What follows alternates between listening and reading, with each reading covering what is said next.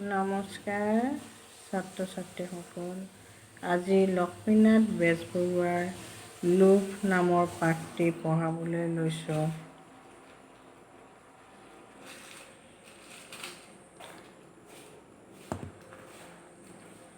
গছত উঠি চৰাই বাঁহৰ পৰা, চৰাই পোৱালি পৰা, আম কঁঠালৰ গছত উঠি আম কঁঠাল পৰা আদি কাৰ্যৰ লগতে বৰশী বাই মাছ ধৰাটো একালত মোৰ উৎসাহৰ কাম আছিল।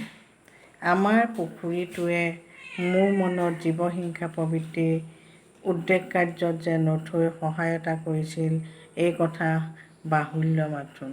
গতিকে ইয়াত লোভ পাঠটিত লক্ষ্মীনাথ বেজবৰুৱাদেৱে কৈছে যে তেওঁ গছত উঠি চৰাই বাঁহৰ পৰা, চৰাই পোৱালি পৰা, আম কঁঠালৰ গছত উঠি আম কঁঠাল পৰা আদি কাৰ্যৰ লগতে বৰশী বাই মাছ ধৰাটো একালত তেওঁৰ কাৰণে উৎসাহৰ কাম আছিল।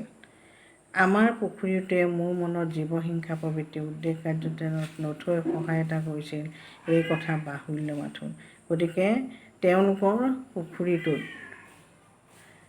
মাছ ধৰা কথাও তেওঁ কি কৰিছে, উল্লেখ কৰিছে যে মাছ ধৰাও এটা কি বুলি কৈছে, জীৱহিংসা বুলি কৈছে।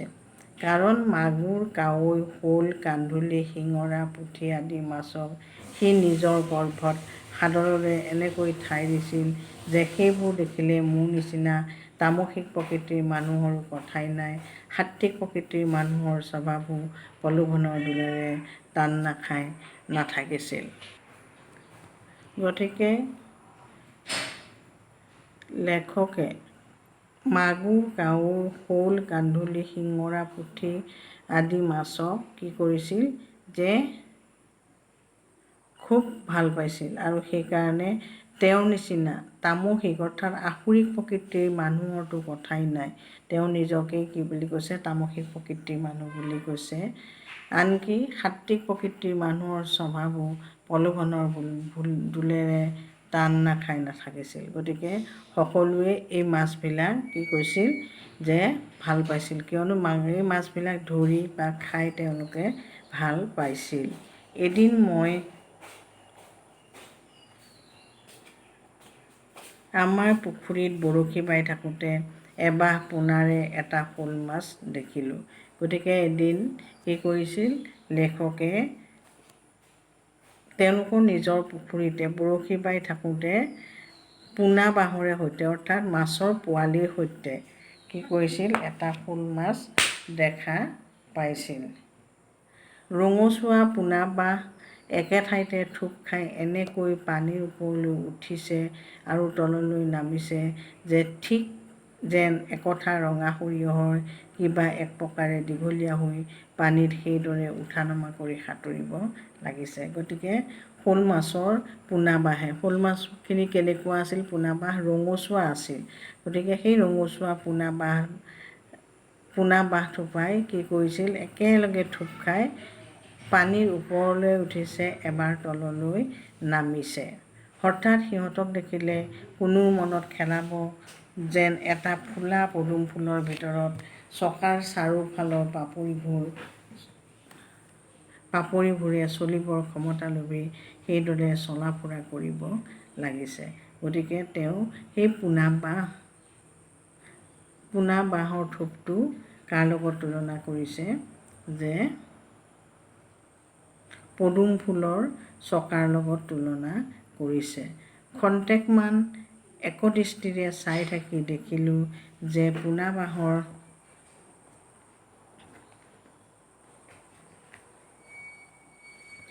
তলতে সন্তানবৎসল মাক শ'ল মাছটোৱে সতৰ্কভাৱে থাকি সিহঁতক চলাই লৈ ফুৰিছে আৰু পোনাবোৰে মাতৃস্নেহ ৰসত আপ্লুত হৈ আনন্দত নাচি নাচি ওপৰৰ পৰা তললৈ গৈ মাকৰ ওচৰ পায়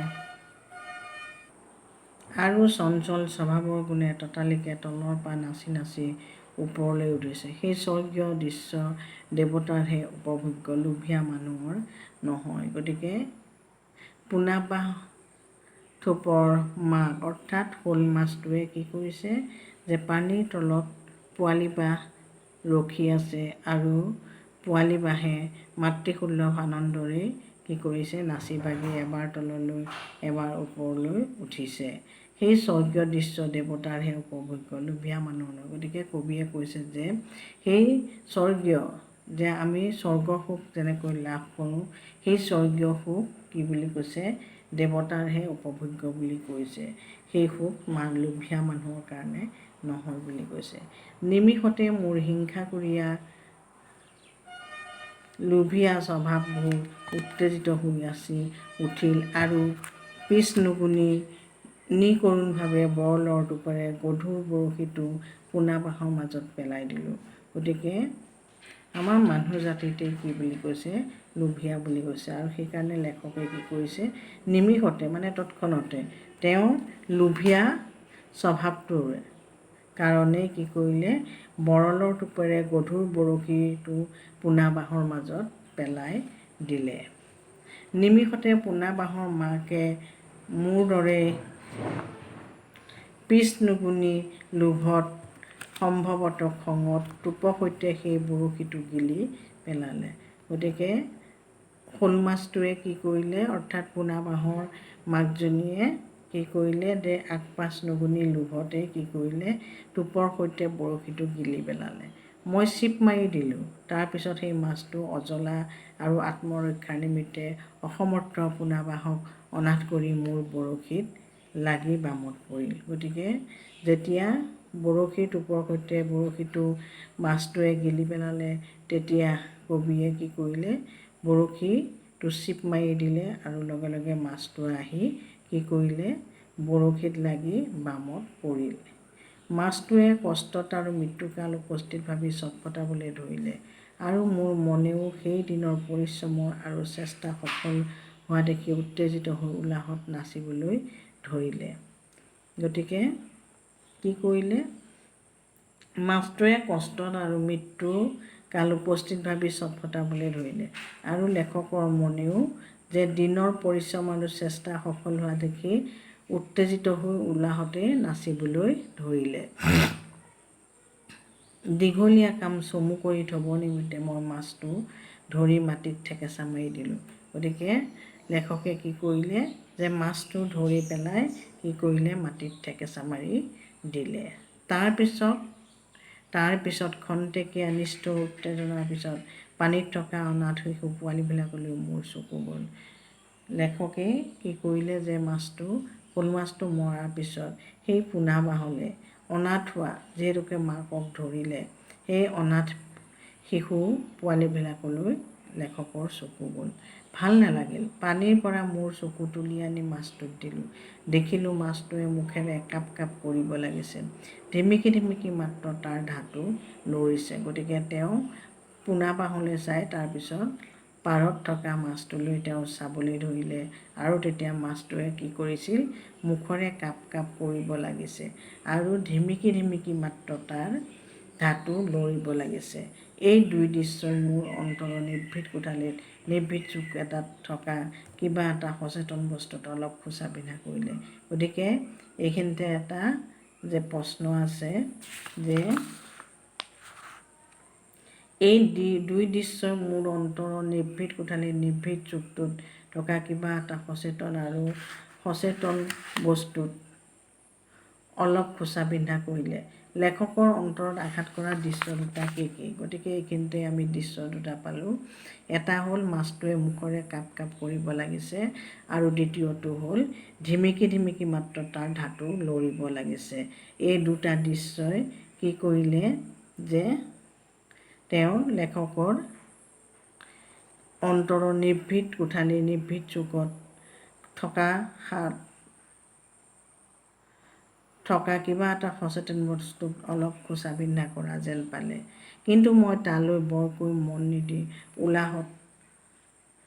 উল্লাসক সাৰথি কৰি লৈ মাছটো ঘৰলৈ লৈ আহিলোঁ। গতিকে লেখকে কি কৰিলে, যে সেইবিলাকলৈ তেওঁ মন নিদি আনন্দতেই কি কৰিলে, মাছটো ঘৰলৈ লৈ আহিলে। সংসাৰৰ অলেখ কামৰ চিন্তাৰ চকুৱাত অলপৰ পিছতে সেই মাছ ধৰা বিষয়টো যেন সেইদিনালৈ ঢাকি পেলালে। গতিকে সংসাৰৰ অলেখ কামৰ চিন্তা তেওঁ। গতিকে সেই চিন্তাতে মাছ ধৰা বিষয়টো সেইদিনালৈ তেওঁক মনৰ পৰা নাইকিয়া কৰিলে। কিন্তু গধূলি আয়ে যেতিয়া পুৱাৰ সেই শ'ল মাছৰ মূলা দি আঞ্জা আনি মোক খাবলৈ দিছিল, মোৰ অন্তৰৰ সেই ঠাইত বেজীৰ ফুটনি বুজনকৈ অনুভৱ কৰিছিলোঁ। গতিকে ৰুচিৰে সৈতে মই আঞ্জাখন খাব নোৱাৰিলোঁ। গতিকে এইখিনিতে এটা আমাৰ প্ৰশ্ন হয় যে কবিয়ে ৰুচিৰে সৈতে কিয় আঞ্জাখন খাব নোৱাৰিলে। গতিকে তেওঁ অন্তৰত কি কৰিছিল যে সেই শ'ল মাছৰ দৃশ্য দুটাই, যে মুখেৰে মাছটোৱে কাপ কাপ কৰিছে, ধিমিকি ধিমিকি তেওঁৰ ধাতু লৈছে, এই দুটাই তেওঁৰ অন্তৰত খোচা বিন্ধা কৰিছিল। গতিকে যেতিয়া গধূলি মাকে যে পুৱাৰ সেই শ'ল মাছটোত মূলা দি আঞ্জা আনি খাবলৈ দিছিল, তেতিয়া তেওঁৰ অন্তৰৰ সেই ঠাইত বেজীৰ ফুটনিয়ে কি কৰিছিল, বুজনকৈ অনুভৱ কৰিছিল, আৰু সেইকাৰণে তেওঁ ৰুচিৰে সৈতে আঞ্জাখন খাব নোৱাৰিলে। ৰাতি শুবলৈ বুলি শোৱাপাটিত পৰিলত অনাহুত অসংখ্য অসংলগ্ন নানাভাৱে খেলিমেলি লগাই মোৰ মনটো অসুৰীয়া কৰি পেলালে। যেতিয়া কবি ৰাতি শুবলৈ গৈছে, তেতিয়া কবি কি কৰিলে, নানাভাৱে খেলিমেলি লগাই তেওঁৰ মনটো অসুখীয়া কৰি পেলালে। গতিকে তেওঁৰ মনটো বেয়া লাগিল। কিয়নো বেয়া লাগিল, যিহেতুকে তেওঁ পোনা বাঁহৰ মাজৰ পৰা শ'ল মাছটো লৈ আনিলে, আৰু তেতিয়া পোনা বাঁহ কি হ'ল, যে অকলশৰীয়া হ'ল, মাতৃহাৰা হ'ল। গতিকে সেইবিলাক চিন্তাই তেওঁৰ মনটো কি কৰিলে, অসুখীয়া কৰি পেলালে। তেনে অৱস্থাত মোৰ কেতিয়া টোপনি আহিল ক'ব নোৱাৰিলোঁ। টোপনিত এইটো সামাজিক দেখিলোঁ। মোৰ শোৱাপাটিৰ চাৰিওফালে অসংখ্য কেঁচুৱা ল'ৰাই মোক বেঢ়ি কান্দিব লাগিছে। ইমানবোৰ কেঁচুৱা ল'ৰা ক'ৰ পৰা কিয় আহি মোক বেঢ়ি ধৰি কান্দিছে মই বুজিব নোৱাৰি মাত লগালোঁ, বোপাহঁত, মোৰ চিকুনিহঁত, তহঁত ক'ৰ পৰা আহিছ? গতিকে তেওঁ ৰাতি যেতিয়া টোপনি গ'ল, তেতিয়া তেওঁ টোপনিত কি কৰিলে, এটা সামাজিক শব্দটোৰ অৰ্থ কি, সপোন। তেওঁ এটা সপোন দেখা পালে। সপোনত কি দেখিলে, যে তেওঁৰ শোৱাপাটিৰ চাৰিওফালে অসংখ্য কেঁচুৱা ল'ৰাই কি কৰিছে, বেঢ়ি ধৰি কান্দিব লাগিছে। ইমানবোৰ কেঁচুৱা ল'ৰা ক'ৰ পৰা আৰু কিয় আহি বেঢ়ি ধৰি কান্দিছে লেখকে বুজিব নোৱাৰি মাত লগালে তেতিয়া, বোপাহঁত, মোৰ চিকুনিহঁত, তহঁত ক'ৰ পৰা আহিছ? তহঁতৰ কি হৈছে? কিয় কান্দিছ? মোক কচোন। মোৰ প্ৰশ্ন শুনি সিহঁতে সিহঁতৰ কণ কণ মুখবোৰেৰে মাত লগাই উত্তৰ দিলে, আমাক তই এতিয়া চিনিকে নোপোৱা হলি, আমি কিয় কান্দিছোঁ নজনাই হলি, নিষ্ঠুৰ, তই আমাৰ আইক কিয় বধ কৰিলি? গতিকে তেতিয়া সেই কণ কণ পোৱালীবিলাকে, অৰ্থাৎ শ'ল মাছৰ পোনা বাঁহে কি কৰিছে, যে লেখকৰ প্ৰশ্ন শুনি সিহঁতে কণ কণ মুখবোৰেৰে মাত লগাই উত্তৰ দিছে যে তই আমাক এতিয়া চিনি নোপোৱাই হলি, আমি কিয় কান্দিছোঁ নজনাই হলি, নিষ্ঠুৰ। গতিকে লেখকক পোৱালি শ'ল মাছৰ পোনাখিনিয়ে কি বুলি কৈছে, নিষ্ঠুৰ, তই আমাৰ আইক কিয় বধ কৰিলি? তেওঁ তোক কি জগৰ কৰিছিল? তই আমাক মাউৰা কৰিলি কিয়? পপীয়া লোভিয়া, তই আমাকো মাৰি পেলা, আমাকো মাৰি খাই পেলা। হায়, তই আমাক মাৰি দেখোন আমাৰ দুখীয়া আইক এৰি দিব পাৰিলিহেঁতেন। গতিকে যিহেতুকে কবিৰ মনটো বেয়া লাগিছিল, সেইকাৰণে তেওঁ সপোনত এই কথাবিলাক মনলৈ আহি আছিল। গতিকে শ'ল মাছৰ পোনা বাঁহে কি কৰিলে, যে কবিক পপীয়া লোভিয়া এইবিলাক আখ্যাৰেই তেওঁক কৈছিলে, আৰু কি কৈছিলে, যে তই আমাক মাউৰা কৰিলি, আমাকো মাৰি নেপেলালি কিয়? আমাকো মাৰি খাই পেলা, তই আমাক মাৰি দেখোন আমাৰ দুখীয়া আইক এৰি দিব পাৰিলিহেঁতেন, আমাকো তই আজি মাৰিবই লাগিব, নহ'লে আমি তোক নেৰোঁ। গতিকে শ'ল মাছৰ পোনা বাঁহে এনেকৈ আহি কবিক আমনি কৰিছেহি। তোৰ হাতত মৰিবলৈ বুলি ঠিক কৰিহে আমি আজি তোৰ গুৰিলৈ আহিছোঁহক, আমাক এতিয়াই মাৰ, নামাৰিলে তোক আমি নেৰোঁ। গতিকে কবিয়ে কি কৰিলে, সপোনত পোনা বাঁহে আহি কবিক আমনি কৰিছিল, সেই কথাখিনিকে তেওঁ কৈছে। হঠাৎ চাটকৰে মোৰ টোপনি ভাগিল, মই খপকৰে শোৱাপাটিতে বহিলোঁ, দুখ সুখ আৰু অনুতাপত মোৰ হৃদয় তগত হ'ল। সেই অৱস্থাতে মই ভালেখিনি পৰ থাকি পূবেৰুণ দিয়া শিলত পাতিৰ পৰা নামি গৈ ঘৰৰ পানী পঁচাত আঁৰি থোৱা দাড়িৰে সৈতে বৰশীটো দুখৰকে ভাঙি দলিয়াই পেলালে। আৰু তেতিয়াই শপত খালোঁ যে মোৰ জীৱনাদৰ্শত মই আৰু বৰশীত হাত নিদিওঁ। গতিকে সপোন দেখাৰ পিছত লেখকে হঠাৎ ছাট কৰে তেওঁ টোপনি ভাগিল আৰু খপককৈ শোৱাপাটিৰ পৰা উঠি বহিলে। দুখ সুখ আৰু অনুতাপত তেওঁৰ হৃদয় কি হ'ল তগত হ'ল। সেই অৱস্থাতে তেওঁ ভালেখিনি পৰ থাকি পূবেৰুণ অৰ্থাৎ পূবে কি কৰিলে বেলি ওলাল। পূবেৰুণ দিয়া শিলত পাতিৰ পৰা নামি গৈ ঘৰৰ পানী পঁচাত আঁৰি থোৱা দাড়িৰে সৈতে বৰশীটো দুখৰকে ভাঙি দলিয়াই পেলালে।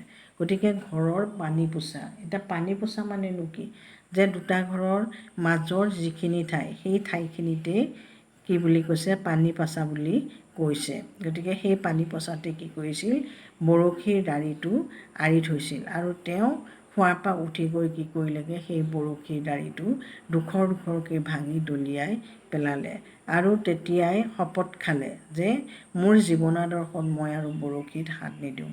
আৰু তেতিয়াই তেওঁ কি কৰিলে শপত খালে যে তেওঁ জীৱন দৰ্শাত তেওঁ আৰু কেতিয়াও বৰশীত হাত নিদিয়ে। অৰ্থাৎ তেওঁ কেতিয়াও কি নকৰে বৰশীত মাছ নধৰে। ছাত্ৰ ছাত্ৰীসকল, তোমালোকৰ পাঠটো ইমানেই আছিল। এতিয়া পাঠটো তোমালোকে বুজি পাইছানে নাই? গতিকে ইয়াৰ পিছত মই তোমালোকক প্ৰশ্নৰ উত্তৰখিনি সুধিম। তোমালোকে পাঠটো ভালকৈ পঢ়ি চাবা। আজিলৈ ইমানতে সামৰিছোঁ। নমস্কাৰ।